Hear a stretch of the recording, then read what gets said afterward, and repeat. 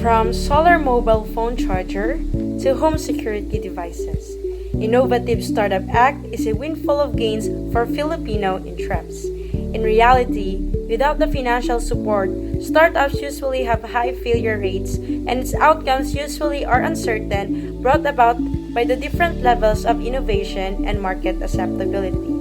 Also, to help local innovators succeed in this very challenging and competitive environment, the Startup Act will help cut the regulatory barriers and provide incentives to support its growth, especially in its crucial stage of development. It will help individuals to be able to be more productive and show more innovation that makes the people's life much easier and much better.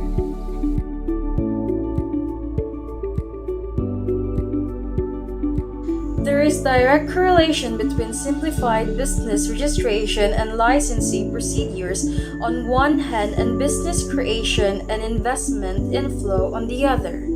As shown by the experience of other countries such as Australia, a reduction in the cost of doing business by 3% of the gross domestic product or the GDP, which includes business registration and licensing, creates an extra 1.2 billion US dollar that is available for investments. For the Philippines, such an amount is nearly equivalent to the average yearly foreign direct investments over the last 5 years. Therefore, it makes much sense to reduce the administrative and regulatory burdens on businesses or small and medium enterprises, which comprise 99.6% of the enterprises in the country. Such burdens are even heavier for the small and medium enterprises' small capitalization. Research and development grants and international exposure. Every entrepreneur understands that having access to and exposure to best practices, both domestically and internationally, helps to boost creativity and innovation. This is why the Innovative Startup Act includes training for entrepreneurs as well as the possibility to compete in local and international startup events, like expos that would give exposure to you and the business that you can use to develop and enhance.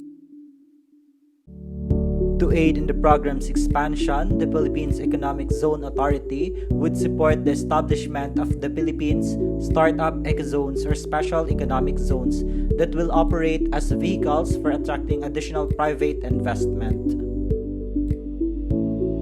According to the Act of Startup Grant Fund or SGF, it would be established under the DOST, DICT, and DTI. Each agency, on the other hand, should use its individual's SGF to give initial and additional grants in aid or GIA to startups and startup enablers that have passed the selection and application process. This law will be beneficial to any individual or registered business in the Philippines who is a participant in the Philippine Startup Development Program and contributes products, services, or cash that is critical to the operation and growth of startups.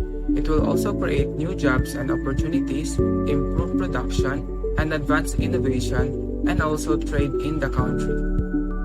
It would greatly help or contribute to nation building as the creativity and effectiveness of the said program or the law mandates are developed and used to be a productive entrepreneur. The more the entrepreneur gains experience and systematic approach towards his or her own business, the greater the opportunities it would create, like for the jobs and for the higher tax revenues.